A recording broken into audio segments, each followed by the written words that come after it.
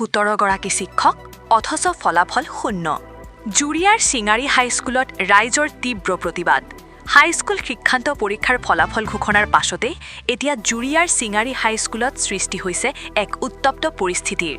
নগাঁও জিলাৰ জুৰিয়াৰ এইখন বিদ্যালয়ৰ পৰা এইবাৰ মুঠ 24গৰাকী ছাত্ৰ-ছাত্ৰী অৱতীৰ্ণ হৈছিল পৰীক্ষাত। কিন্তু অতি দুৰ্ভাগ্যজনকভাৱে এজনো শিক্ষাৰ্থীয়ে অতিক্ৰম কৰিব নোৱাৰিলে উত্তীৰ্ণৰ সীমা। বিদ্যালয়খনৰ এই লজ্জাজনক ফলাফলে এতিয়া উদঙাই দিছে শিক্ষা বিভাগৰ ফোপলা স্বৰূপ। আশ্চৰ্যৰ বিষয় যে মাত্ৰ 24জন শিক্ষাৰ্থীক পঢ়ুৱাবলৈ বিদ্যালয়খনত নিয়োজিত হৈ আছে 17গৰাকীকৈ শিক্ষক-শিক্ষয়িত্ৰী। ইমান বৃহৎ সংখ্যক শিক্ষক থকাৰ পাছতো কিয় এজনো ছাত্ৰ উত্তীৰ্ণ নহল? শিক্ষকসকলৰ কৰ্তব্যনিষ্ঠা আৰু পাঠদানৰ মানদণ্ডক লৈ এতিয়া উঠিছে হাজাৰটা প্ৰশ্ন। ফলাফল ঘোষণাৰ পাছতে আজি একাংশ ক্ষুব্ধ অভিভাৱক আৰু স্থানীয় সচেতন নাগৰিকে বিদ্যালয় চৌহদত উপস্থিত হৈ তীব্ৰ প্ৰতিবাদ সাব্যস্ত কৰে। ৰাইজৰ উগ্ৰ মূৰ্তি দেখি পলায়ন বিদ্যালয়ৰ শিক্ষকসকলৰ।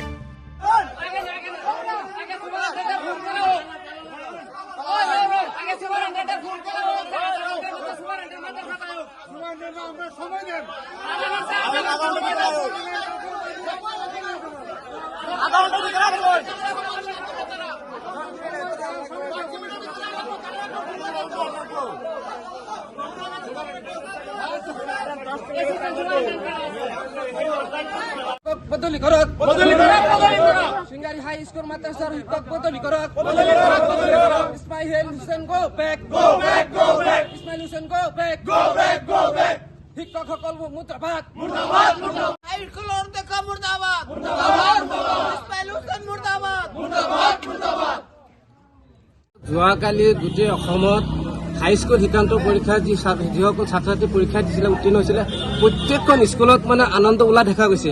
আৰু বিশেষকৈ আমাৰ এইখন চিঙাৰী মাদ্ৰাছাৰ যে হাইস্কুল যিখন আছে এইখন স্কুলত প্ৰায় 24জন পৰীক্ষাৰ্থী তেতিয়া পৰীক্ষা দিছিলে, তেতিয়া এজনো পৰীক্ষাৰ মানে ৰিজাল্ট অহা নাই আৰু সম্পূৰ্ণ ব্যৰ্থ এইসকলে মাদ্ৰাছা শিক্ষকসকলৰ ব্যৰ্থ হৈছে। আৰু বিশেষকৈ আজি এই ৰাইজ স্বতঃস্ফূৰ্তভাৱে ওলাইছে কিয় আজি আমাৰ এই মাদ্ৰাছাখনত যে 24জন পৰীক্ষাৰ্থী আজি পৰীক্ষা দি পেলাই কিয় উত্তীৰ্ণ হ'ব পৰা নাই আৰু সেই ক্ষেত্ৰত সকলো ৰাইজে ইয়াত সোধা-পোছা কৰিছে। আৰু ইয়াত সম্পূৰ্ণ গাফিলতি যিজন অধ্যক্ষ ইছমাইল হুছেইন তেখেতে কোনো ধৰণৰ কাকো কেৰেপ নকৰে, অকল নিজৰ বিও আৰু আইচ বিষয়াক লৈ তেখেতে মেনেজ কৰি তেখেতে এইখন মাদ্ৰাছাখন চলাই আছে। আৰু কোনো ইয়াতে কোনো ধৰণৰ আমাৰ ইয়াত মানে SMC কমিটি নাই। আজি যিকোনো কাম কৰিব হলে SMC কমিটি মানে সোধা-পোছা কৰিব লাগে। আৰু বিশেষকৈ পৰীক্ষা যেতিয়া হৈছিলে আৰু প্ৰথমতে যেতিয়া আপোনাৰ 5ৰ পৰা 8 বা 9লৈকে পৰীক্ষা হৈছিলে তেতিয়া প্ৰত্যেক ছাত্ৰ-ছাত্ৰীৰ পৰা মাচুল গ্ৰহণ কৰিছিলে। আৰু যেতিয়া মই আহি পেলাই ইয়াত সুধিছিলো যে ইয়াত পৰীক্ষাত আপুনি মাচুল ল'ব পাৰে নেকি, তেতিয়া তেখেতে কৈছে না আমাক কোনো মই বিয়োগ সুধিছিলো, বিয়োগ কৈছে এইটো নালাগে বা ল'ব নোৱাৰে। কিন্তু এইখন মাদ্ৰাছাত বিভিন্ন ধৰণৰ বিসংগতি চলি আছে আৰু আমি ভাবো ইয়াত মানে সম্পূৰ্ণভাৱে তদন্ত হ'ব লাগে। আৰু যদি তদন্ত নহয় তেতিয়া আমাৰ এই পৰীক্ষাৰ্থীসকল বা ছাত্ৰ-ছাত্ৰীসকলৰ ভৱিষ্যত অন্ধকাৰ হ'ব, এইটো স্পষ্ট। আৰু আমি ইয়াতে আমি সংবাদ মাধ্যমৰ জৰিয়তে এটা কথা ক'ব বিচাৰিছো যে যিসকল শিক্ষক আছে তেখেতসকলে ইয়াৰ পৰা বদলীকৰণ কৰিব লাগে। যদি বদলীকৰণ নকৰে তেতিয়াহ'লে ইয়াতে ৰাইজ আহি সমাবেত হৈ সোধা-পোছা কৰিব, দৰকাৰ পৰিলে স্কুলখনত তলা লগাই দিয়া হ'ব। দেখা গৈছে ইয়াত এক উত্তপ্ত পৰিস্থিতিৰ সৃষ্টি হৈছে।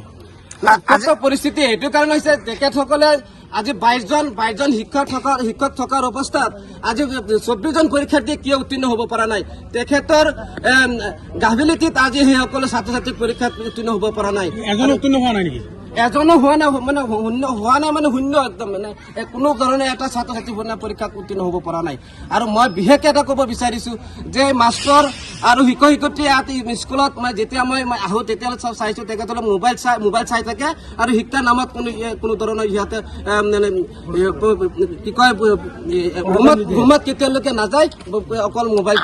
আজি দেখা গৈছে টিচিং ষ্টাফ ৰুমটো খালী হৈ আছে। নাই আজি আপোনালোকে যেতিয়া আহিছে অহাৰ পিছত ৰাইজ আহিছে তেখেতে ইয়াৰ পৰা পলায়ন কৰিছে সিহঁতে জানে যে ইয়াত মানে সিহঁতৰ বিসংগতি আছে আৰু যদি বিসংগতি নাথাকিলে হয় তেখেতে হয়তো আজি মানে ৰাইজৰ কাষত আহিলে হয় যে আমাৰ এইটো ভুল হৈছে বা আপোনালোকে এইটো মানে বিগত সময়ত আমি ইয়াৰ পৰা চেষ্টা কৰিম যাতে আমাৰ এই অসমৰ ভিতৰত যে মাদ্ৰাছাখন 1 নম্বৰ স্থানত আহে তেতিয়াহ'লে আমি মানে ৰাইজে হয়তো বুজি পালে হয় কিন্তু ইয়াতে ৰাইজক কিন্তু এনেকুৱা আস্থা নিদি পেলাই তেখেতে সকলে ইয়াৰ পৰা পলায়ন কৰিছে